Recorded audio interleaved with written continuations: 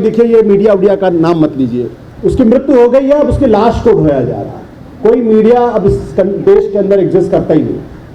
हकीकत ये, कुछ लोग हैं जो अपना डोल पीट रहे हैं और उस डोल का भी आवाज़ बहुत दूर तक जा नहीं रही है। तो मीडिया की डेथ हो चुकी है।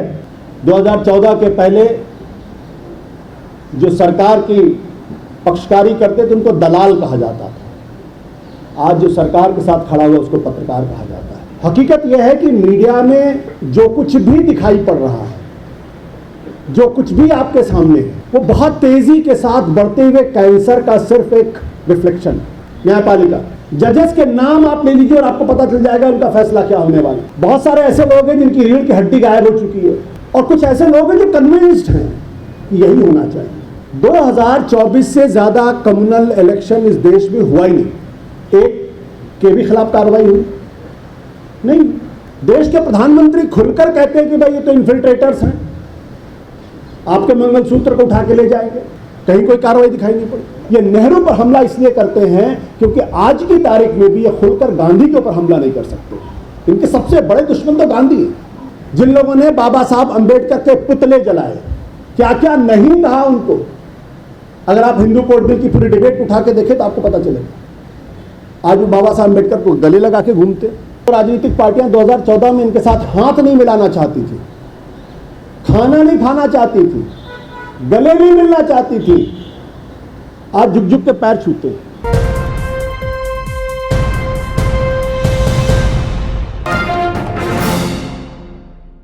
नमस्कार दोस्तों, मैं जब आज यहाँ आ रहा था तो मुझे लग रहा था कि यहाँ बहुत जोश होगा, लोगों के अंदर एक गुस्सा होगा, लोग अपनी आवाज़ को बुलंद करेंगे। लेकिन मुझे तो लग रहा है कि यहाँ जोश ही गायब है। तो हम लोग तेज आवाज़ में बात करके कर भी क्या लेंगे और कर भी क्या सकते हैं। तो कम से कम थोड़ा तो जोश लाइए ना। आवाज़ दूर तक पहुँचे तो बात समझ में आएगी, तब तो लगेगा कि आवाज़ का कुछ असर हो रहा, कुछ बात का असर हो रहा। देखिए, हमारे पहले बहुत विद्वान लोगों ने बहुत अच्छी अच्छी बातें कही हैं। मैं इस पूरी समस्या को, एक तो पहले मैं कह दूं कि भाई देखिए, ये मीडिया उडिया का नाम मत लीजिए। उसकी मृत्यु हो गई है, अब उसकी लाश को ढोया जा रहा है। कोई मीडिया अब इस देश के अंदर एग्जिस्ट करता ही नहीं। हकीकत ये, कुछ लोग हैं जो अपना डोल पीट रहे हैं और उस डोल का भी आवाज़ बहुत दूर तक जा नहीं रही है। तो मीडिया की डेथ हो चुकी है। अब सिर्फ लाशें ढोई जा रही हैं, उसके नाम पर लोगों को बेवकूफ़ बनाने का एक धंधा चल रहा है। दूसरी बात ये हमें समझना चाहिए कि ये सिर्फ क्या मीडिया का संकट है, अगर जिसके बारे में बार बार बात करते हैं, क्या सिर्फ यही है, तो शायद हम इस समस्या को समझ ही नहीं पा रहे। शायद हम इसका, जब तक आप इस समस्या को समझेंगे नहीं, जब तक आप मर्ज को नहीं समझेंगे, तब तक इलाज कैसे करेंगे। हकीकत यह है कि मीडिया में जो कुछ भी दिखाई पड़ रहा है, जो कुछ भी आपके सामने है, वो बहुत तेजी के साथ बढ़ते हुए कैंसर का सिर्फ एक रिफ्लेक्शन। अब ये हमें बैठ के सोचना है कि कैंसर 4th स्टेज में पहुंच गया, टर्मिनल स्टेज में पहुंच गया, या नहीं पहुंचना है। 1st 2nd स्टेज से तो बाहर निकल चुका है। इसलिए सबसे पहले ये समझना पड़ेगा कि है क्या चीज। ये चीज दरअसल एक विचारधारा है जो 1925 में जिसका जन्म दिया गया। उस विचारधारा के मूल में दो चीजें हैं। भयंकर तरीके से इंफीरियरिटी कॉम्प्लेक्स, भयानक, और दूसरा नफरत। लेकिन उनकी एक चीज की तारीफ करनी पड़ेगी, गजब का पेशेंस, धैर्य और सब्र तो गजब का है। जब सब लोगों ने उनको रिजेक्ट कर दिया, जब सबने उनको खारिज कर दिया, तब भी वो अपना काम से झुका के करते रहे, अपने आप को कंसोलिडेट करते रहे, और अंत में उस जगह पर पहुंच गए जहां उनको आज इस देश के 35-36% लोगों को अपने साथ लाने में मदद मिल गई, समर्थन मिल गया। तो ये एक आइडियोलॉजिकल वॉरफेयर है।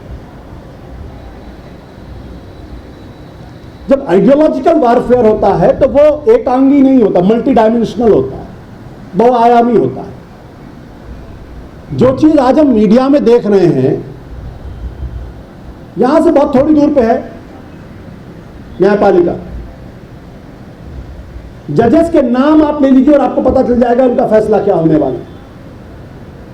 बहुत सारे ऐसे लोग हैं जिनकी रीढ़ की हड्डी गायब हो चुकी है, और कुछ ऐसे लोग हैं जो कन्विंस्ड हैं कि यही होना चाहिए।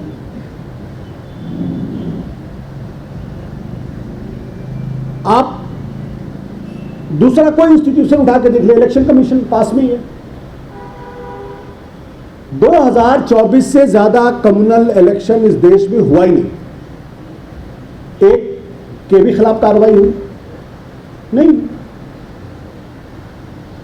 देश के प्रधानमंत्री खुलकर कहते हैं कि भाई ये तो इन्फिल्ट्रेटर्स हैं, आपके मंगलसूत्र को उठा के ले जाएंगे। कहीं कोई कार्रवाई दिखाई नहीं पड़ी। एक जमाने में बाला साहब ठाकरे को 6 साल के लिए उनको डिबार कर दिया गया था इलेक्शन में पार्टिसिपेट करने से। कोई इंस्टीट्यूशन उठा के देख लीजिए, और विचारधारा ऐसे ही काम करती है। विचारधारा के मूल में है एक ऐसा यूटोपिया क्रिएट करना, एक ऐसा सपना बेचता है। उस सपने को बनाने के लिए समाज के हर हिस्से को, चाहे वो सरकार हो चाहे ना हो, उसको उसमें पार्टिसिपेट करना ही पड़ता है। और जो पार्टिसिपेट नहीं करता वो एनिमी होता है, वो शत्रु होता है। तो अगर मीडिया उस सपने के बनाने में अगर हिस्सेदारी नहीं करेगा तो मीडिया का सर कलम हो जाएगा। अगर जुडिशरी नहीं करेगी तो उसको भी खत्म कर दिया जाएगा। अगर इलेक्शन कमीशन नहीं करेगा तो इलेक्शन कमीशन भी सर्वाइव नहीं करेगा। और अगर अपोजिशन उसमें कुछ उल्टी सीधी बात करने की कोशिश करेगा तो वो भी जेल जाएगी। तो मुझे इस बारे में कभी कंफ्यूजन नहीं था कि आज की जो स्थिति है उसमें इंडिपेंडेंस नाम की कोई चीज नहीं है। या तो आप विचारधारा के साथ हैं या विचारधारा के खिलाफ हैं। अगर आप विचारधारा के साथ हैं तो सरवाइव करेंगे, अगर विचारधारा के खिलाफ हैं तो आप शत्रु हैं और आपका एनाहिलेशन होना जरूरी है। आपका सर कटना जरूरी है। वो आज कटे, 10 दिन बाद कटे, 25 दिन बाद कटे। आज जिस हम इस्लामोफोबिया की बात कर रहे हैं, क्या ये सिर्फ मुसलमानों का सवाल है क्या? मेरे जैसे हिंदुओं का भी ये सवाल है।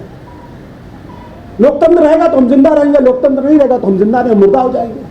तो जिंदा रहने की जो जद्दोजहद है वो हर उस आदमी के सामने एक बड़ा सवाल बन के खड़ा हो गया है जो दरअसल आजाद ख्याल का है, जिसको इस देश के लोकतंत्र पे यकीन है, जो भारत के संविधान को मानता है और जो भारत की सभ्यता को पूरी तरीके से समझता है। और ये सवाल सिर्फ लोकतंत्र या संविधान बचाने का नहीं है। जो लोग इस सभ्यता की वजह से इसको विश्वगुरु बनाने की बात करते हैं, उनका मानना यह है कि दरअसल यही वो मूल है जिनकी वजह से भारत को इतने सालों के लिए गुलाम बनाया गया, जिसको परवर्टेड वर्च्यूज कहते हैं। तो जिसको आप सत्य, करुणा, अहिंसा, शांति, प्रेम, टॉलरेंस, सहिष्णुता जिसको आप बोलते हैं और जिस पर आप गर्व महसूस करते हैं कि देखिए हमारा धर्म कितना उदात्त धर्म है, उनको इसकी उदात्तता पर प्रश्न चिन्ह है। ये इसकी उदात्तता को बदलना चाहते हैं। उनको चाहिए एक क्रूर किस्म का, रूथलेस किस्म का, क्योंकि धर्म युद्ध में दूसरी कोई बात होती नहीं। तो इसलिए ये हम जिसको समझते हैं कि मीडिया का एक चरित्र ऐसा हो गया है, ये तो होना ही है। दिक्कत क्या है कि हमारे यहां आज की तारीख में देखिए इस चीज को सिर्फ 2 लोगों ने इस देश को इस चीज को समझा था कि कितनी खतरनाक ताकत है। महात्मा गांधी ने, इसे कभी उन्होंने कॉम्प्रोमाइज नहीं किया और ये बार बार महात्मा गांधी को खत्म कर रहे। दरअसल ये पूरी लड़ाई ही महात्मा गांधी को खत्म करने की लड़ाई है, क्योंकि अहिंसा जो है वो एंटीथीसिस है।